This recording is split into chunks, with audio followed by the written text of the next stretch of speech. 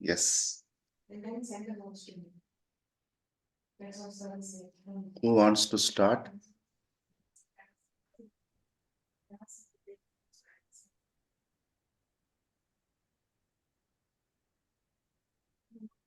I wish we have this silence within also. We have to break the ice, break the silence. Who wishes to start? What are we supposed to do, Krishnaji? What is your understanding of inner silence?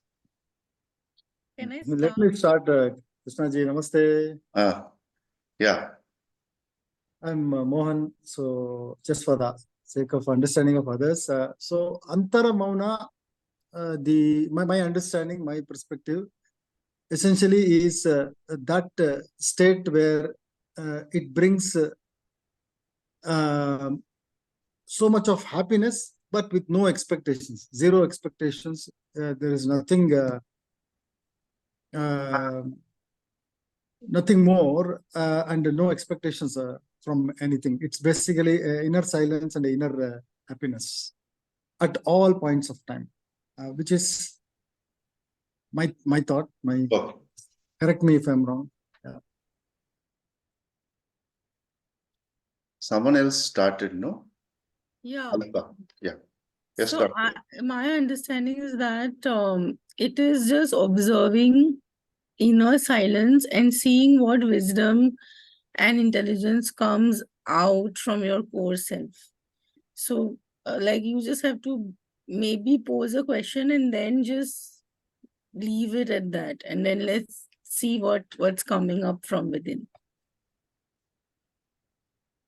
Okay. Who would like to go after Dr. Kalpa? Yeah, I like to go. Yes, Suhasini. Oh, okay. Dr. Simi, Suhasini, one of you. Okay, so actually, honestly speaking, I am so blank about this topic.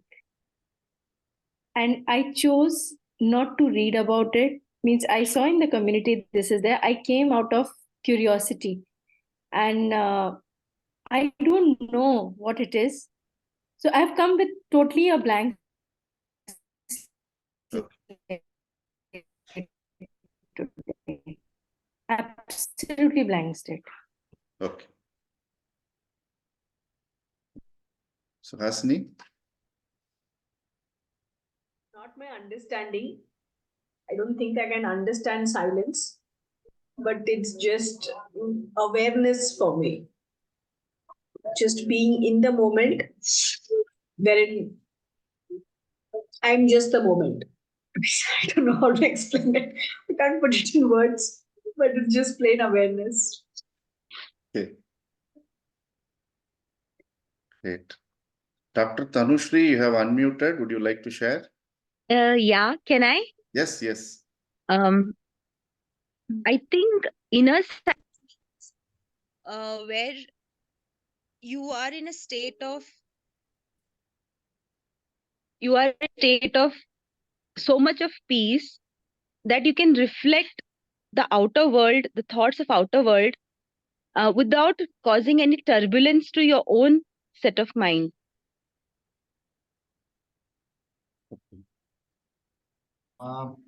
Venkatesh here. Yeah. So for me, my understanding about inner silence or Antar Mouna is basically the mind is so complex that it constantly, there is something or the other going on in the mind, and there is a rush of so many thoughts all the time. Most of it influenced by the outside world, whatever is happening outside. So our mind is constantly busy thinking about those things and reacting to those things, and we never silence our mind. Therefore, we don't silence those thoughts and listen to our inner voice. So probably something around that is what is Antar Mouna.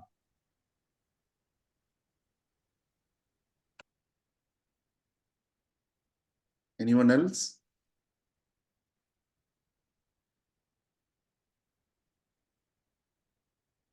Okay.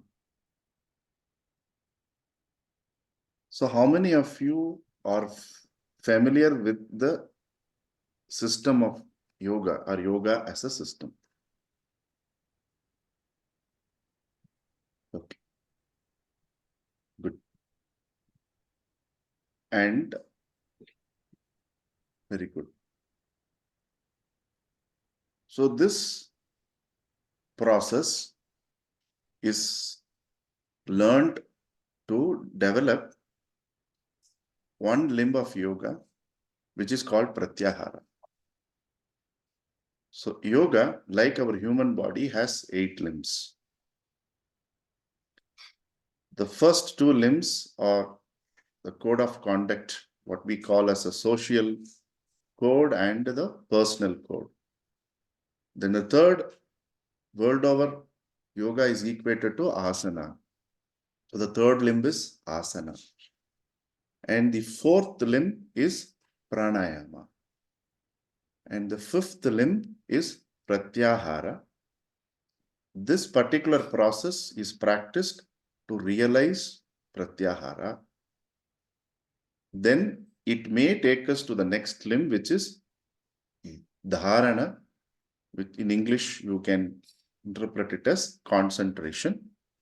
And that concentration takes us to dhyana, which is meditation.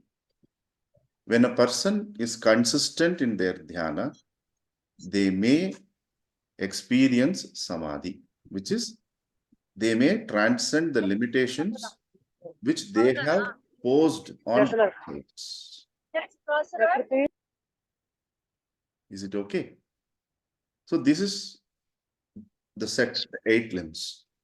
In this, the most difficult for us is to withdraw. Because by nature, we want to know everything. That is our nature. Suppose after this session, I tell, okay, so Venkatesh, you are asking about that particular thing. After the session, for a couple of minutes, let's meet and talk about it. And I say it right now.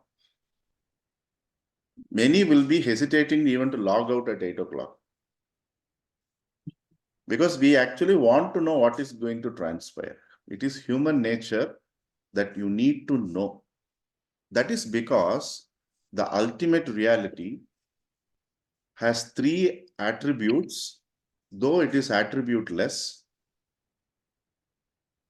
for us to understand. They have given 3 attributes. So, together we are familiar with the word Sat, Chit and Ananda, right? Sat, Chit, Ananda. That Sat means pure existence. This we feel is meant for the body. That is why none of us want to die. We want to be there forever. Though we have attended a death and we have come back, someone near and dear dies, but we generally feel we are going to live forever, or we wish to live forever. One of this will happen. The reason is that is a distorted reflection of the ultimate reality, that it is pure existence. The second is Chit, which is consciousness or knowledge based. This is why we want to know everything, because that is pure knowledge also. Whatever we need is available there. Correct? So it is all knowing. It is like a huge CCTV camera above the world. It's all knowing. So we also feel that we need to know everything, whether we need or we don't need. That's you can even have a bachelor's degree on gossip, actually, that much many of us are interested to know and share information. If there is no that secret gossip, sometimes we feel the day is not full. The reason is knowing. We cannot be separated from knowing. And this is precisely the reason how when they are producing TV soaps and serials, at a very interesting point, they will stop on a Friday or Saturday. The social media will be completely discussing about what's going to happen. And they themselves will give ideas to the writer to extend the serial from 100 weeks to 500 weeks. The reason is everyone wants to know what next. What I should be in the know of everything. This is one more reason of we are unable to let go of power. Okay. So this aspect is a distorted version of pure knowledge. Like we say, sadness is nothing but distorted happiness. Cold is nothing but absence of heat. Death is nothing but absence of life. Okay. Because absence of knowledge puts us off. We don't want to be ignorant. So that is why we want to know. And the third aspect is called Ananda, which is pure bliss.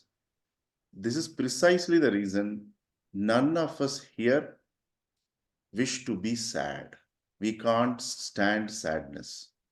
Why? That is not our nature. The true nature itself is we are constantly in bliss.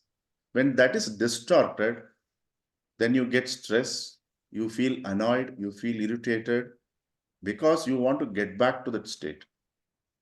Because it is difficult and it's abstract, you try to get back to that state by doing shopping in Amazon, going and having food, buy some clothes, go on a trip, buy whatever new gadgets come.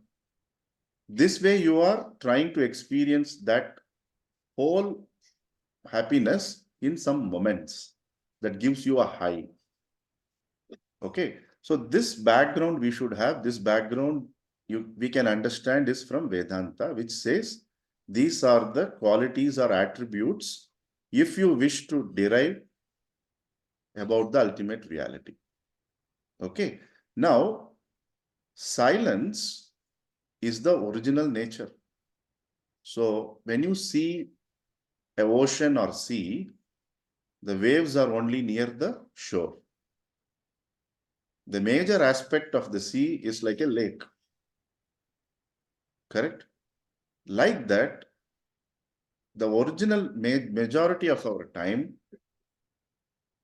slowly we will realize we don't need that much money, name, fame, or anything. You actually need some calmness and happiness and silence that comes with experience and realization.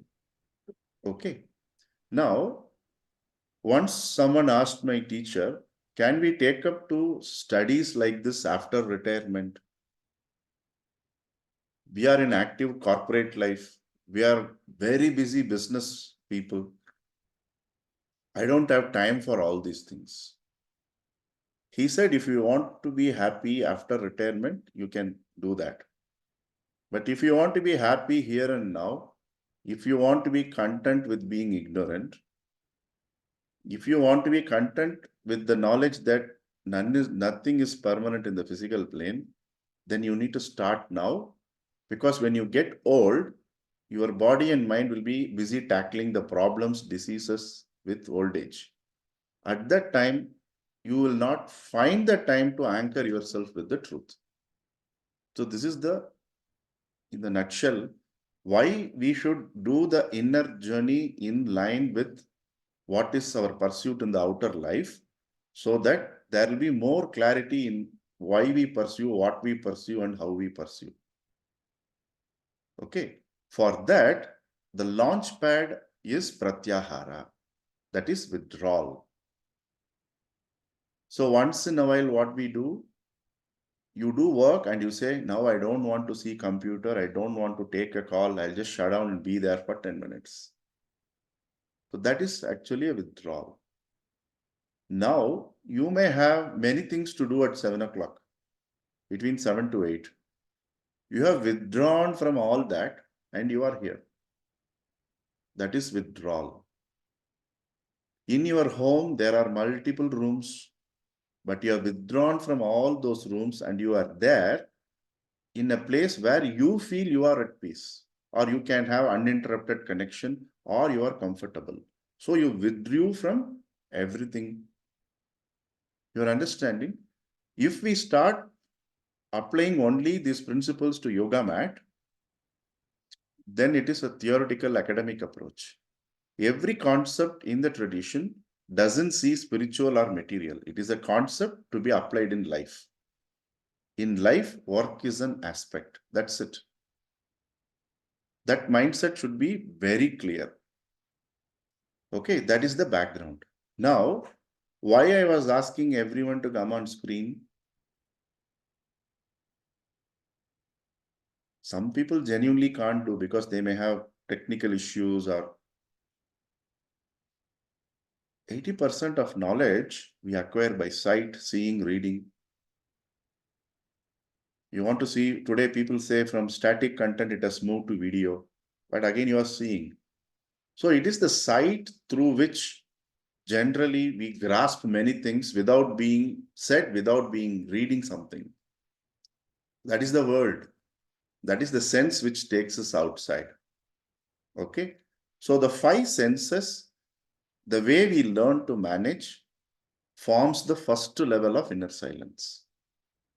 Why so? These 5 senses are the source of input for the mind. So what we tell our child when they do for exam, you make them withdraw from ice cream, chocolate, going out and having food, correct? Going for a picnic, everything. The child is withdrawn from all distractions. If you think what is that distraction, is nothing but a sensory input. So in level 1, what we try to do is try to develop the ability to withdraw from those distractions by being aware of those distractions. That is the point I wish all of you note. Yes, Suhasini? Sorry to come in between. I thought there is one more level 0. You had mentioned to keep you on gallery mode. The gallery mode was very distracting. When I keep you on the speaker mode, it is withdrawing from all the other faces and just focusing on you. I think that is working much more better. That's personal choice. You can. Absolutely. That is what we are going to do by closing the eyes. No, we are closing from the world. Okay, we are closing from everything.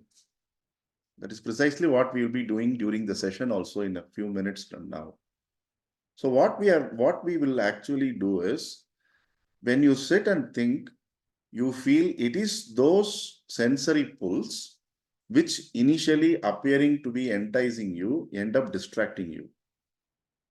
A beautiful dress you saw in an advertisement or when you went for window shopping distracts you till you are having dinner, the night, next day conversation. In the dream, you see some of your friends wearing that and you are not having. It can go anywhere. Just one dress you saw for a couple of minutes would have taken your time for hours together. This is the reason why ancients said periodically withdraw every day, so that you can recuperate from the sensory push and pulls. Okay. So what we are going to do, using the same senses, we need to learn how to transcend the senses. Why? Life is not led in calm and peaceful ashrams. Life is led in like a battlefield. That is why Bhagavad Gita happened in the battlefield. That is why it is applicable to day-to-day life. This is why when people go for vacation and come back, same issues are there. You want to go for a retreat and come back, same issues are there. Because physically you went there and came back, your mind remains the same. This is exactly what Arjuna tells, I don't want to fight the war, take me to Rishikesh. You can go to Rishikesh, but your mind is also coming with you, right? So the work has to be done in the mind so that the body is happy wherever it is. So what is the objective of practicing Antar Mouna? In 6 levels, the first level is learning to live with the sensory pulls and pushes. Okay, learning to be there. So how can we practically understand that now as we are in the session, some of you may be in a place where you are hearing traffic. Any of you? Any of you hearing traffic? Venkatesh is hearing traffic. JC, Dr. Tanushri, you are hearing? Vivek is, all of us are hearing traffic, correct? But if you allow the traffic to overpower your mood, that is what generally we do, it is going to be never ending. So what we have to first say to the mind, this sense which is sound from the traffic is continually going to be there in my life. First, you are accepting the distractions, then only you can overcome the distractions. You cannot deny the distractions. When you go to a vacation, when you go to a ashram, when you go to a retreat, you are denying that reality. When you learn from wherever you are, you learn to transcend that which is reality for you, which is disturbing us. Because wherever you go to the vacation, you have to come back to the same home. So what you can do is, you can list down the sounds which are distracting you, the tastes which are distracting you. When I say distraction, that which is you want to avoid also is a distraction. That which you long for also is a distraction. Please remember, because both can create a lot of thoughts in the mind. The simple way, you all know 5 senses are there. You have to ask yourself, can I do away with this noise of traffic? No. Can we do away with the sound of the, say, a peacock or a lizard which you are hearing and telling them, I am in an important meeting, can you go and make sound elsewhere? They may probably say, if they can talk, boss, you are in my place. You are a guest. We are permanent here. You're understanding? So many of the time, the triggers which break our silence are probably outside of us. The remote control of our mind, we are handing over to something outside of us.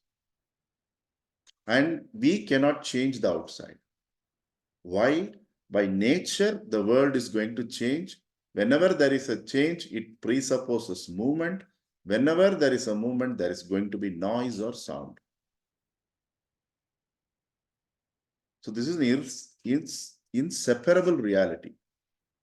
So what we do, we quietly observe the sounds, like how a traffic policeman is there. That is his job.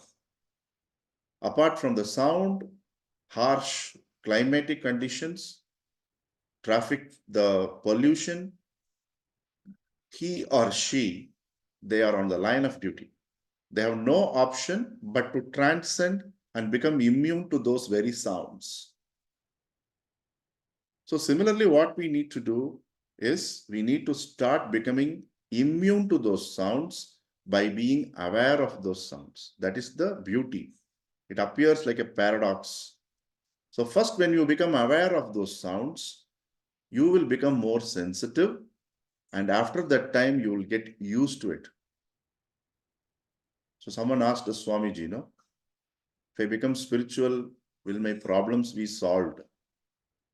So Swamiji said, no, you will get used to the problems. So this is the state. The more you avoid a sense, the more it will chase you.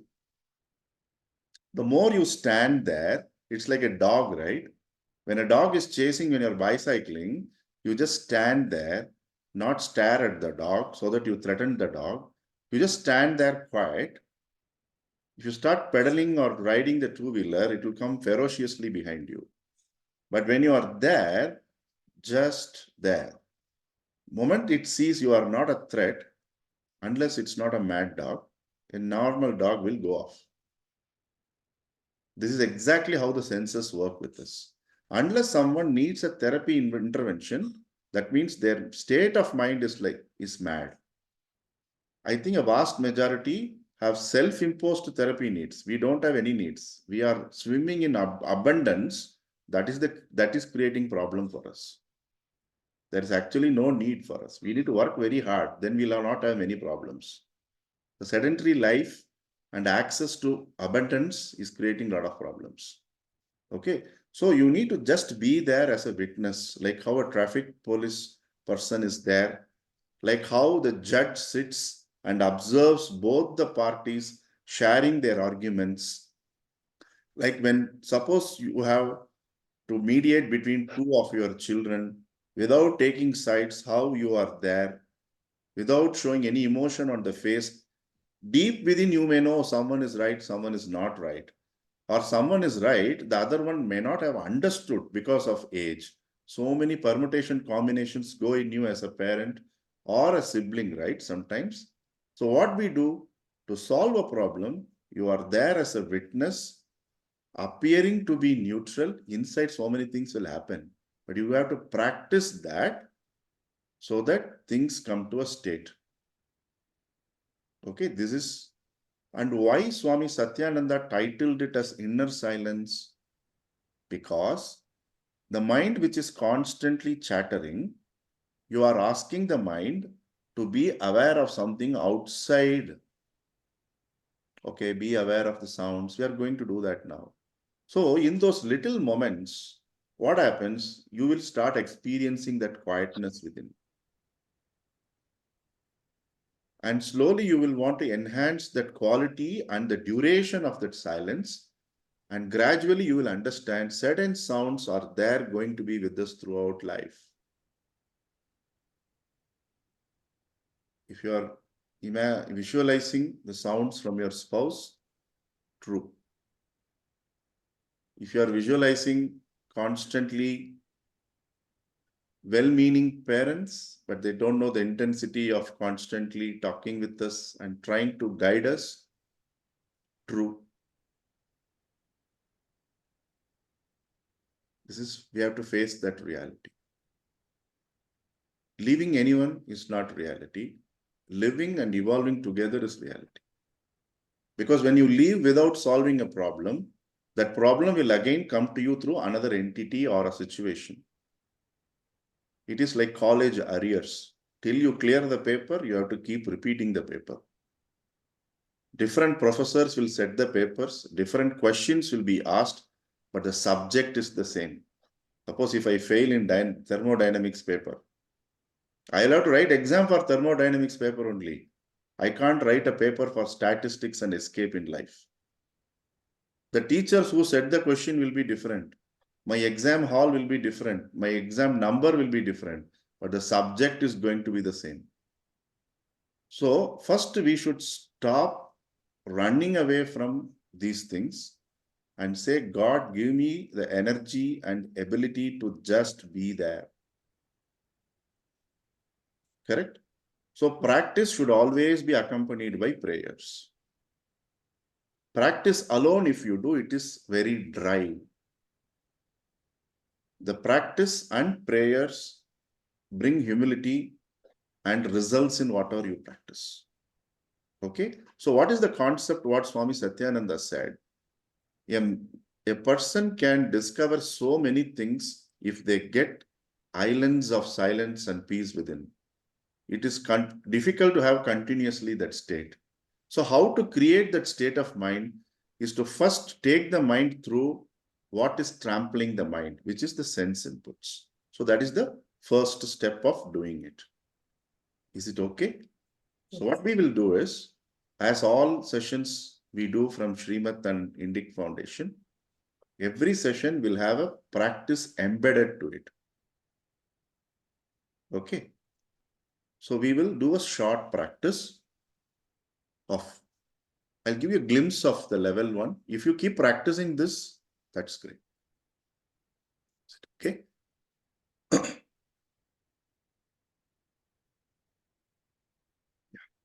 So please be seated comfortably. If you wish, you can remove your specs. Some of you who are seated on a chair, Try to place the soles of your feet on the ground, preferably on a carpet, mat, or it's absolutely okay if you are wearing home footwear. Okay. And let us all try and keep our spine straight without straining the shoulders and the back. You don't need to be regimentally sitting like an army officer. Okay, relaxed way you can sit, opening out your chest. And if you are aware of any mudra, you can adopt, or you can open your palms to the roof and place them on your thighs. And as much as possible, throughout the practice, let us try and maintain a gentle smile.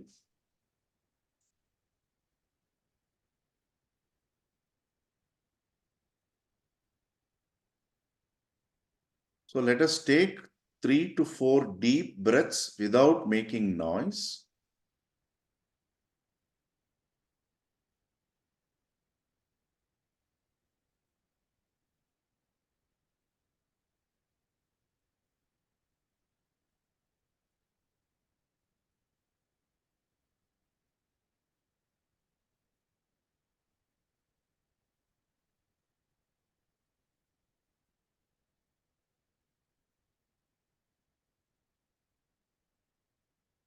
Once you have done that,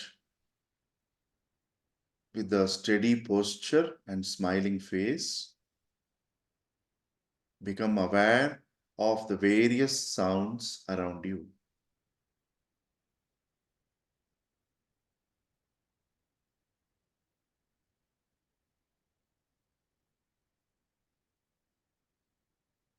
It could be man-made sounds, sounds of nature,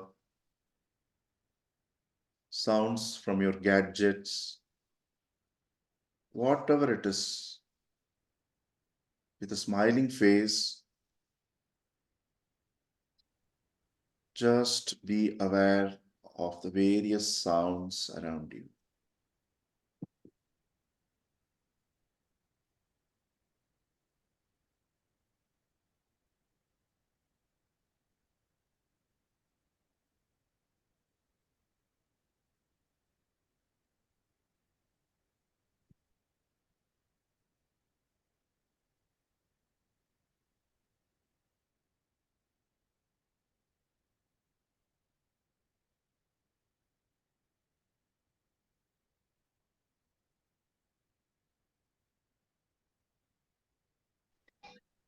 By nature, the mind would try to do something else. It may take you on a walk through the memory lane. It may remind you of things to do after this session. Anything. It's capable of doing anything. Absolutely okay. Continue to retain the smile and keep getting your mind back to the sounds around you.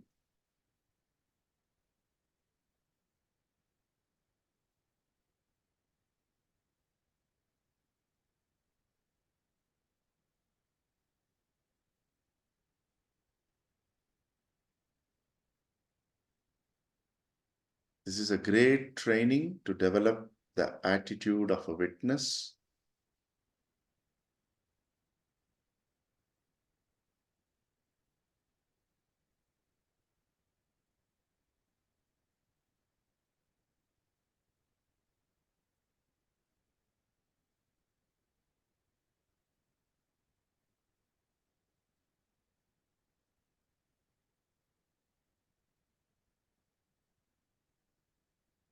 Whenever the mind goes out, remind it that right now it is asked to be aware of the sounds.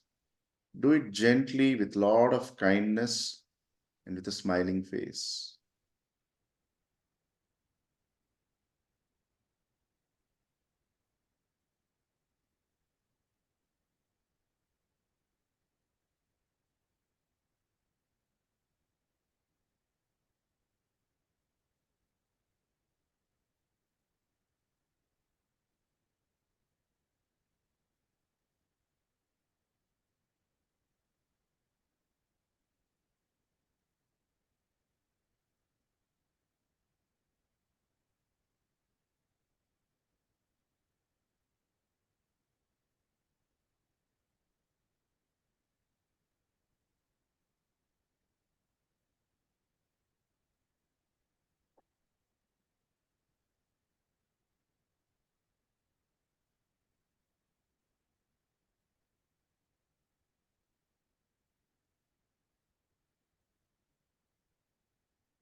The only work we have is to keep the mind on the sounds.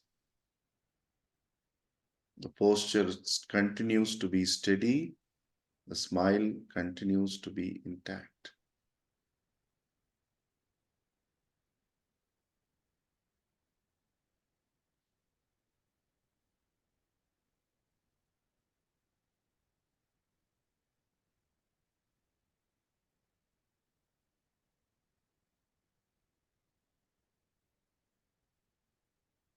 Now rub your palms vigorously to generate some heat.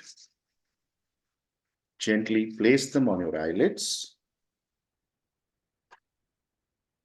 A few blinks, you can open your eyes.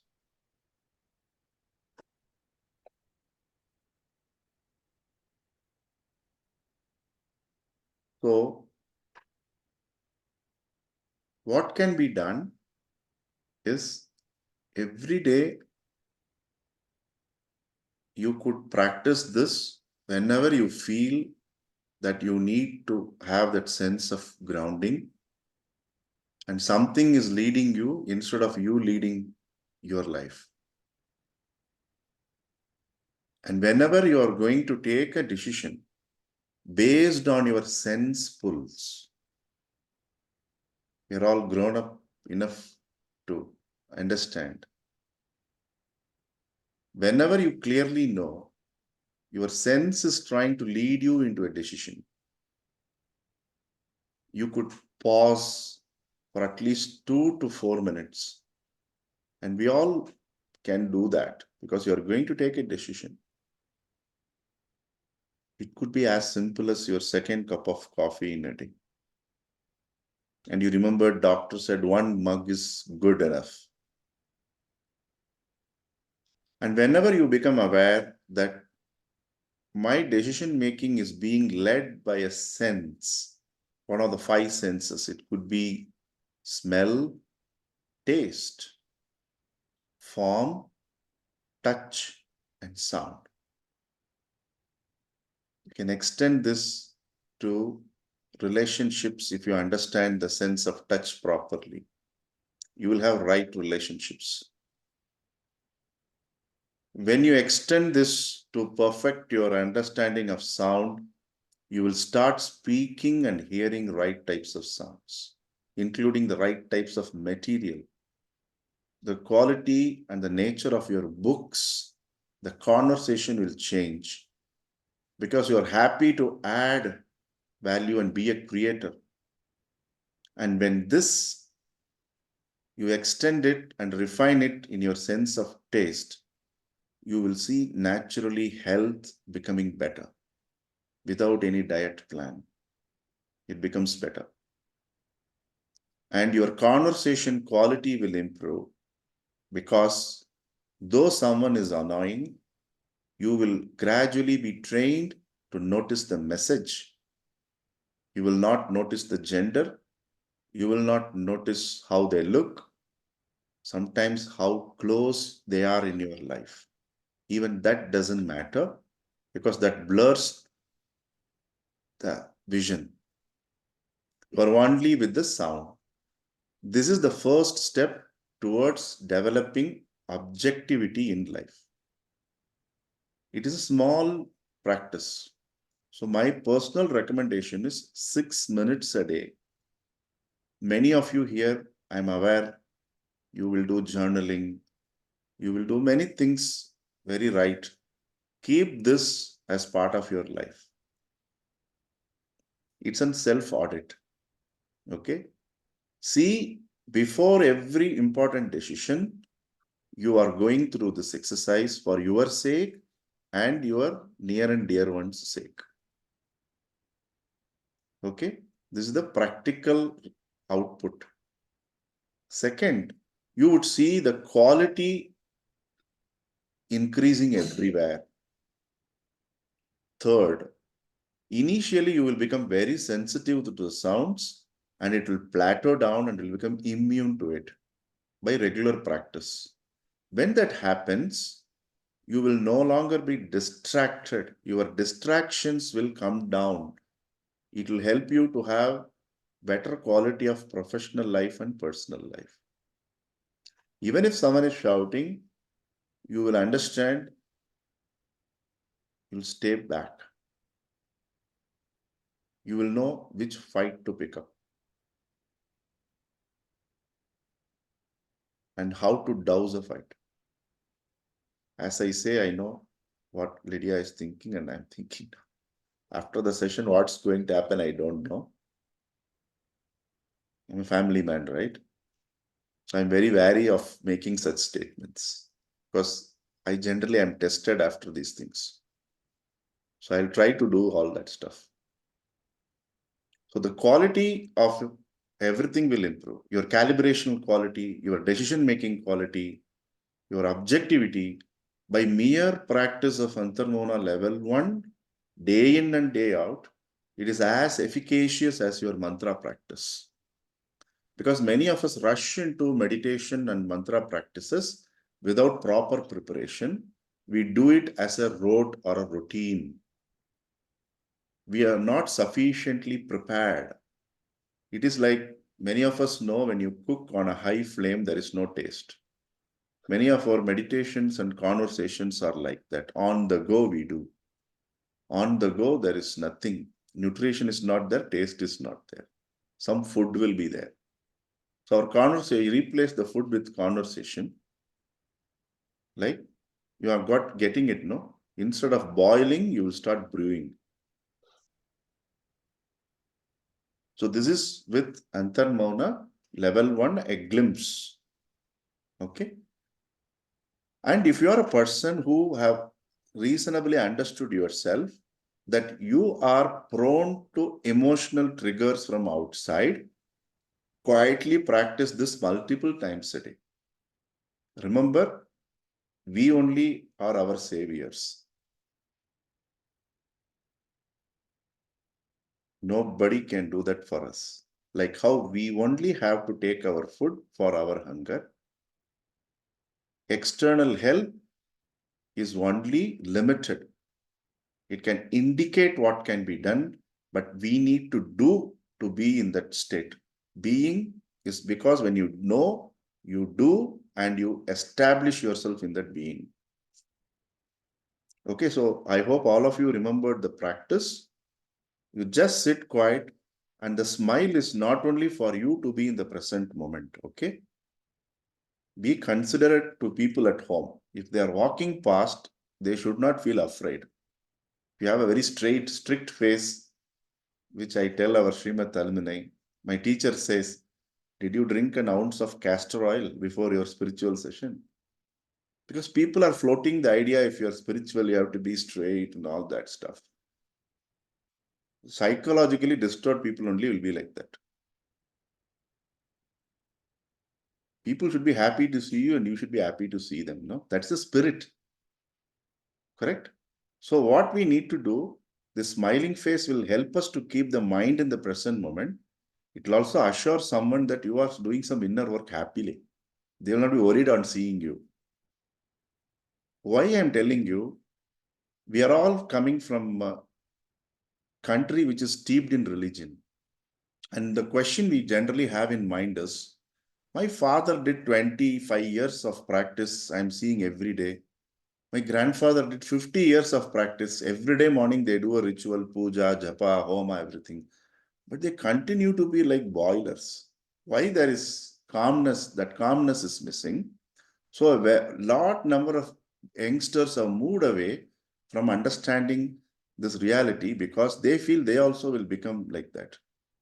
The reason is, without settling within, if you practice anything, that will still unsettle you. First, you should settle yourself. No? Then you should do a practice. And the doing the practice is not for anybody outside, for us to go deeper and become calm.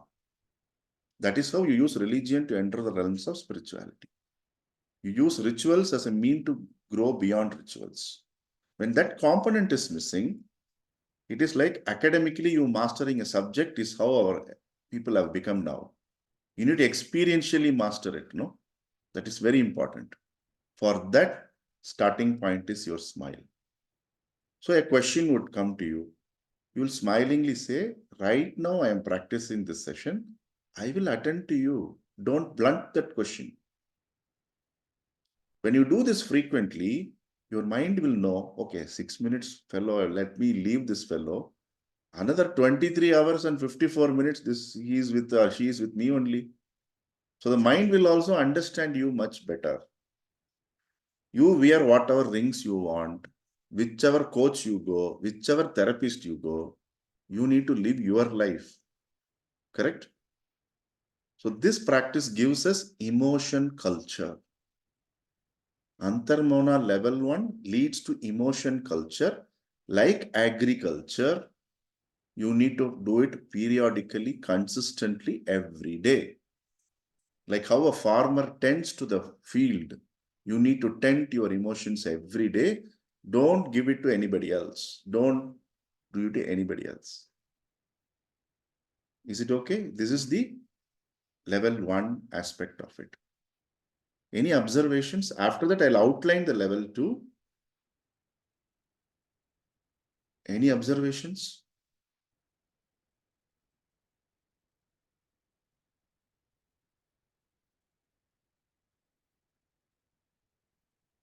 Yeah, Suhasini.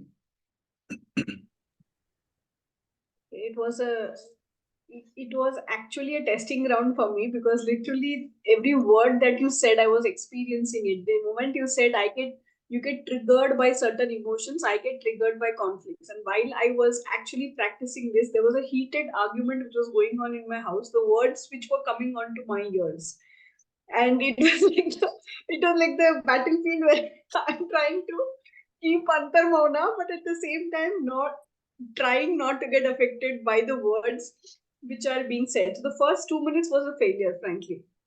I just couldn't do it because my mind was going a lot on as to what was the discussion being said out there. But something happened in the third minute that I think what happened was I took them as sounds. I didn't give them meanings.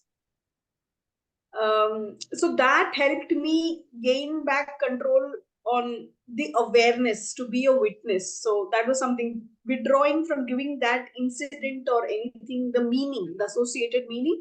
I think that helped me. But yeah, the moment you said triggered, I was like, that was the thing that was going on in my mind. Yeah, thank you.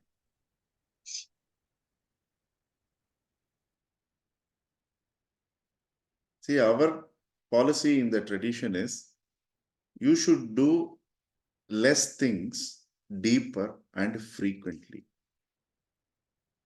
You should not have a basket of skills. Jack of all trade doesn't help. You pick up a line, you go deep. One process, because once I had a discussion with my teacher, why some people are given a particular process, why some people are not given. He said it is not about giving. Only one process which is given, if you go, you will reach the source. You don't worry about what it is being given to others.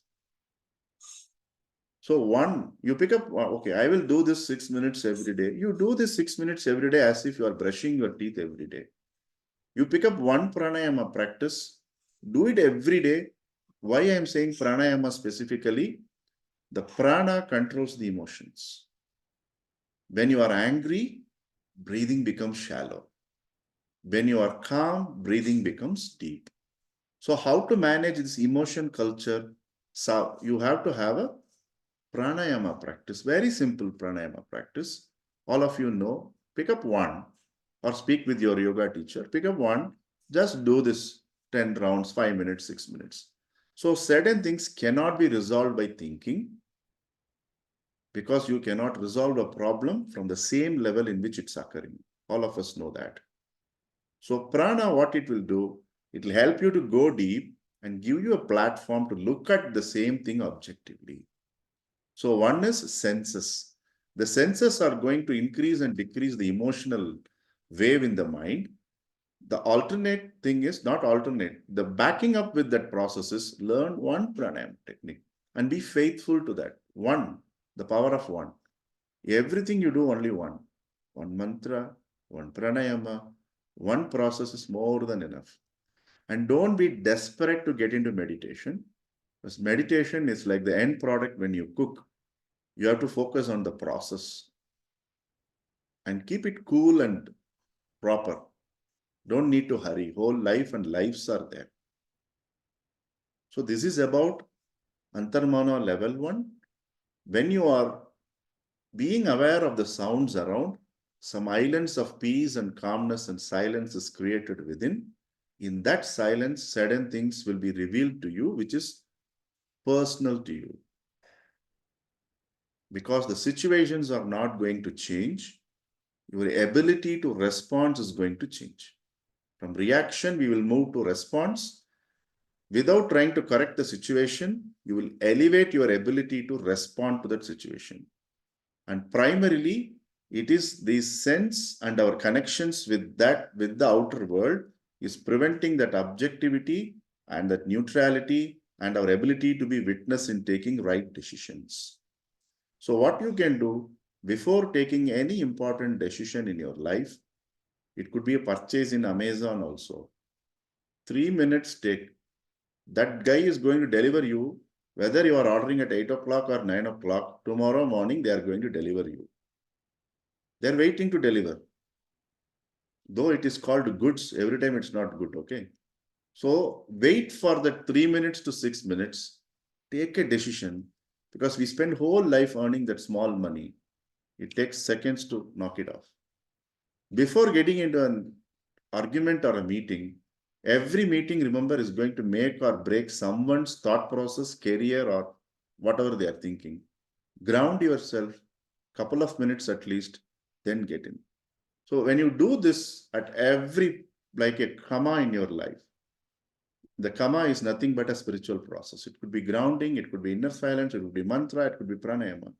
You will see life as a continuum beautifully. There is no break. Even that break you will see as a resting place. That's it.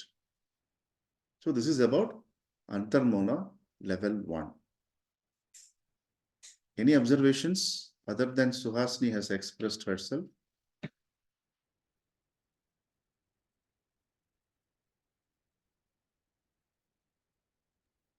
Yeah, I think I like to speak.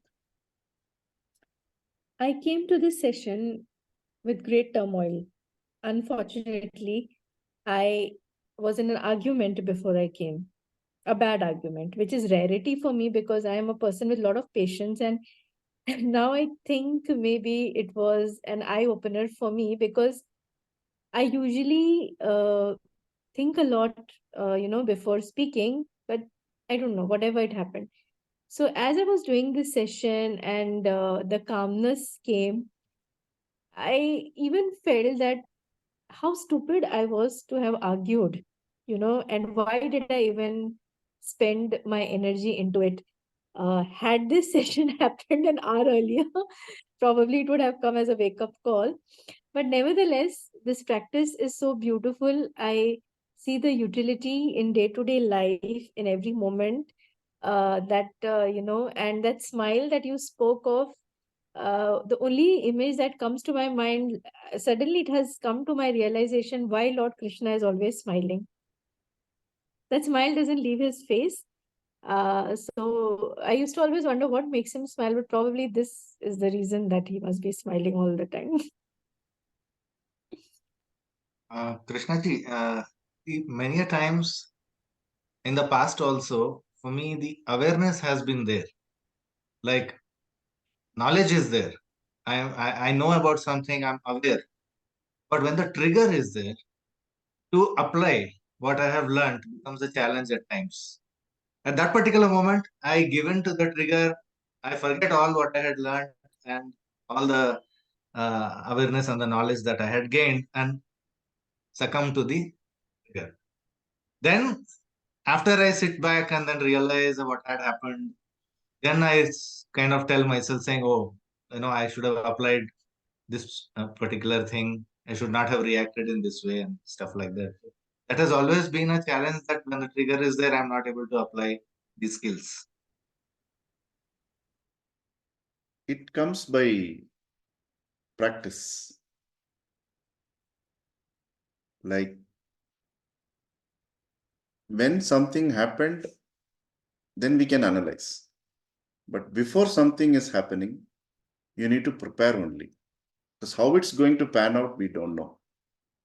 So when you are consciously grounding in pranayama, this mindfulness activity, over a period of time, like even a nail, to bang it on the wall, in first time it doesn't go in.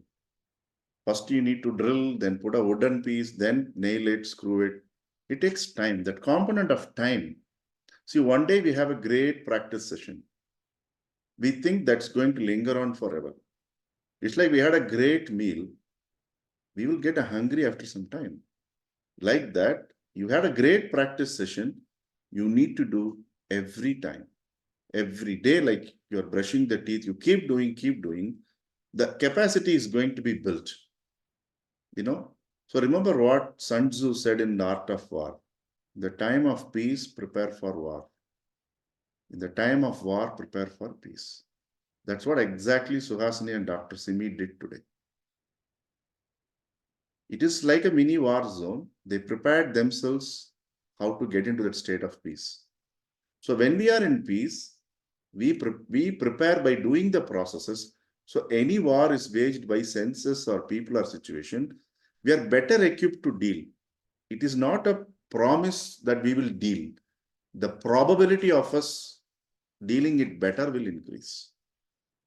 Because the promise cannot be given. Reason, we don't know the karma matrix of where we live, the people who are getting us into the problem. Okay, so the trigger, for example, X tells you you are good for nothing. You brush it off. But Y says you are good. You assume they are going to tell good for nothing and you take off. Just listen carefully. X is telling you you are good for nothing. You say it's okay. He keeps telling that. But Y may be about to praise you.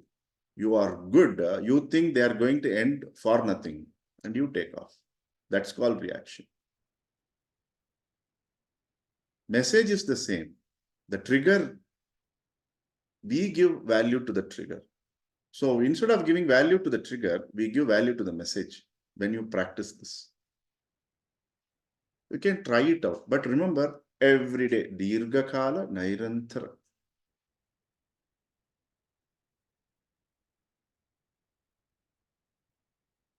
And remember one thing. One thing you have to do. That's it. Keep on doing that. Anyway, we are frequently in touch. We can exchange notes later.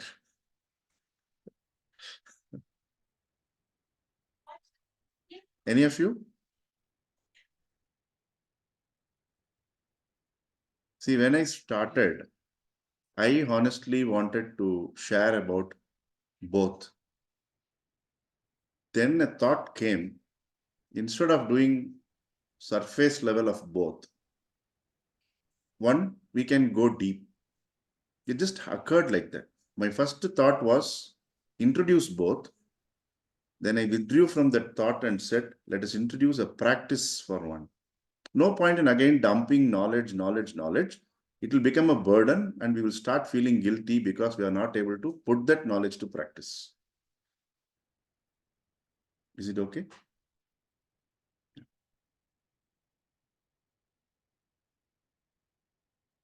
I'm happy with silence, but if any of you want to share, it's okay. Then otherwise we can end the session. Can I Yeah, share? doctor. Yeah, doctor. So currently in my life, there's a lot of turmoil that is going on because just 2 weeks back, I just felt like my entire world has come crashing down with too many things, like problems in multiple areas. And I was so disturbed with the whole thing. And this session, not just that practice of Antar Mouna, but everything that you said in today's session gave me so much of grounding, and I felt so soothed.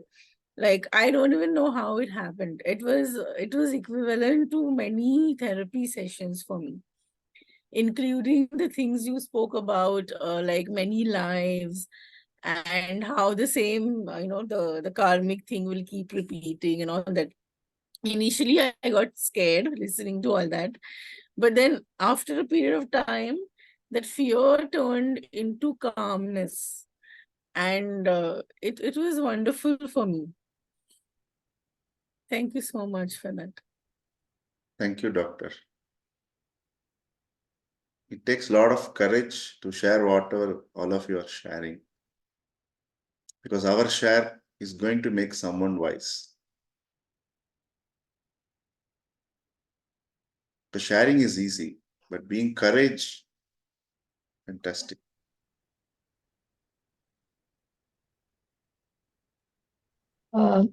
Just one line, a very nice quote by Bruce Lee.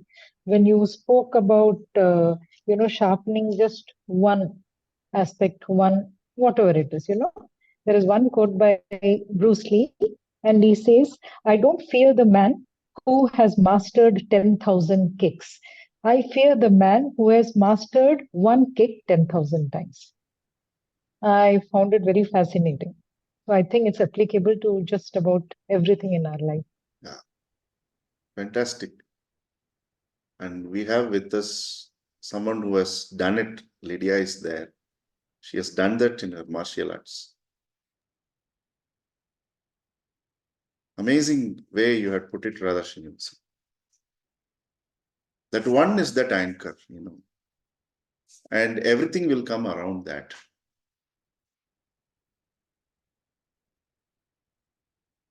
Super. Sajid, Yes, I Mohanji. think today's session was a lot of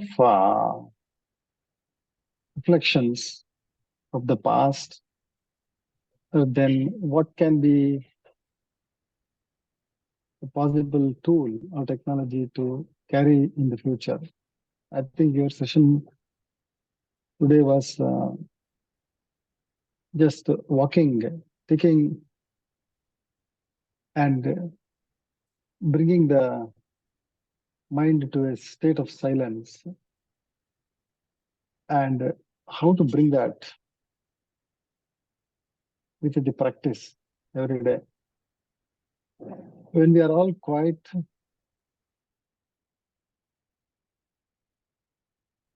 I think it becomes easy. But just outside of our home or outside of our space, there are plenty of triggers which generate or which probably propel the mind to act in a different way. Despite practicing pranayama for so many years also, every day is a new day and a new scenario. It cannot exactly be the same. I think your today's session again gives a different perspective of how to approach our mind, how to approach and cultivate that mindset which can bring the control of ourselves with Antar Mouna. I think it's a great session today, and I enjoyed it. Thank you. It's all the masters before us. They have done the work. As I keep telling you, you can only be one of the best speaker available in the market. Content is already done by somebody. The great ones have done it. They're only sharing it. So the glory goes to the living traditions only. Whoever has experienced, that is the truth. Me or anyone from the tradition would never, humbly we will take that and submit it back. Because if we take all this personally, it will be a turmoil for us internally. Because all glory always belongs to the divine only. We are only reflecting that glory so that everyone can benefit. So grateful to all of you. And with your permission, I'm ending the session now. Thank you so much. Namaste. Take care. Namaste. Thank you so much. Thank you. Excellent session. Thank you. Thank you. Namaste. Thank you so much.